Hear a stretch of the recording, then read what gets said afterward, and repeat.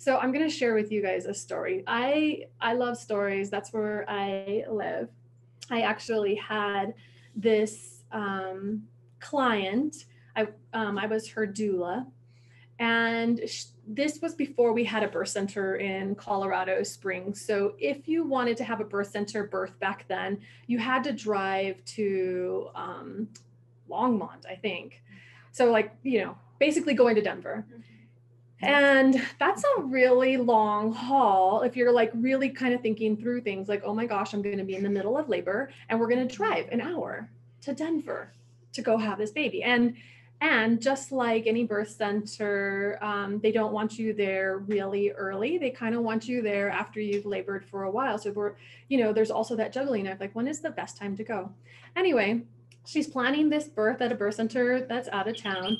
But there was a reason. She had a story about it. So her sister, her older sister, just the year prior, had her first baby. And her sister really wanted to have a beautiful unmedicated birth. And she had this very common idea in her mind. And it does make a lot of sense on the surface. Women have been having babies for all of human time, right? So our bodies know how to do it. So I should just be able to like go into labor and do it. And that's all she needed in her heart. That's all she needed, she thought, to get through this. So she chose a hospital. Her labor started and they were super excited and a little bit anxious and nervous. And they went to the hospital straight away. And her bag of water ruptured kind of early. Unlike in the TV shows, bag of water doesn't usually rupture at the beginning. It usually ruptures at the end. That's where we want it to break. So hers broke early. And then like a whole bunch of nothing happened. But she's sitting at the hospital. And because she's sitting at the hospital, they're like, well, you need to have a baby. Let's have a baby. So basically intervention after intervention after intervention, which was essentially an induction that happened for her.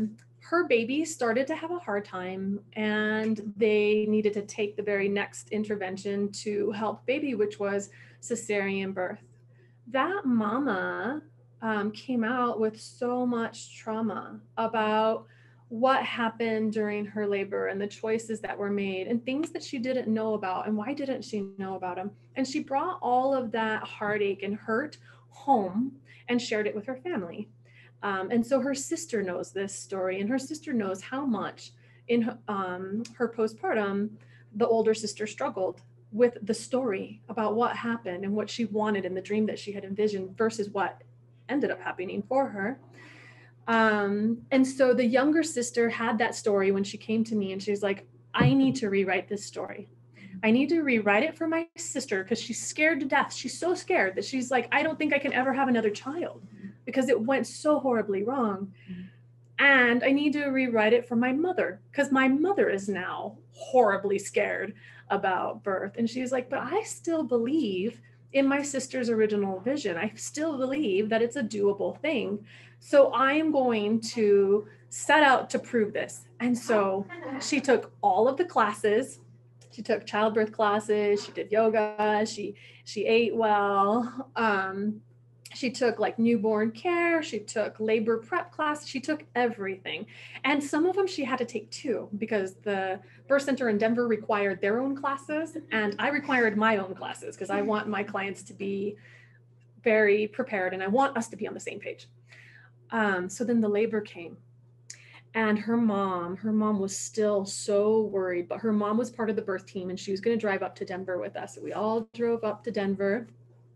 We got there and we were laboring, and the whole time the mom was giving me like the dagger eyes, like, I don't trust you. I'm really worried about my daughter. I'm really scared this is going to go bad. And I don't know why we're at the birth center, right? So much so that she actually planted herself in the corner so nobody could see her because she just couldn't, like, she was so emotional about what was happening. And the mama, my client, was doing phenomenally. She was, just making her laboring sounds and moving her body, and her partner was right there, touching her, talking to her the whole time. They were so connected. This was all happening in the middle of the night. And we just so happened to have this room that had a window. And when we looked out the window, she's like hands and knees on the bed, and the window's just to the right of her. And when you looked out the window, there's a full moon's light peeking through that window. And here she is laboring, and her husband's behind her holding her hips. And he's got these tears coming down his face because he knows how much she wants it and he knows how much she's working. And he's like, wants to be there with her and help her to accomplish this. But I think at this point, her mama and her partner were starting to doubt. They were starting to worry. And I'm like, we got this, right? We got this. And she just kept going, and she started to doubt. I don't know if I can do it. I don't know if I can do it.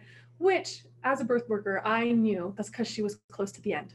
That was because she was almost there. We always break right before we get to the finale, which is the baby coming out, right? So she was just going through the natural part of breaking down right before the baby came. You got this, right? Sure enough, it was time to push. This mama pushed her baby out so fast. Usually for a first-time mom, it takes like 2 hours. She just had so much might and so much power and decided that she's doing this. She rolled over to her side and just like, 30 minutes, wow. She pushed that baby out and had that baby on her chest. And everybody was fine. Mama was fine. Baby was fine. Grandma was fine. Grandma had to be my ride home. So after some hours had passed and everybody was ready to go home, I got to ride home with Grandma, and I'm sitting there next to her. She's driving. She doesn't look at me, and I'm sitting here next to me, and I was like, you didn't think she could do it. She didn't say anything. I was like, you were giving me dagger eyes. She was like, I know. I like, she did do it. And she's like, she did do it. She did it. She was like, she worked so hard for that birth, and I'm so happy she did it. And she was like, it completely changed my perspective on birth. So the story I shared is because sometimes our actions of preparation is not only something that empowers ourselves, but can empower generations. She's literally reinvigorated her sister, her mom. Her baby was a girl. Her mom has that power and might. So when her baby girl goes to have her own baby, she can say with all of her heart and all of her strength, you can do it. I did it with you. And you don't know how much that travels. I have clients who come in and they come in with so much confidence, like, we know we can do it because my mom did it with me. I mean, generations impacted by one birth story, by one mama who believed she could do it and just took all of the steps that she needed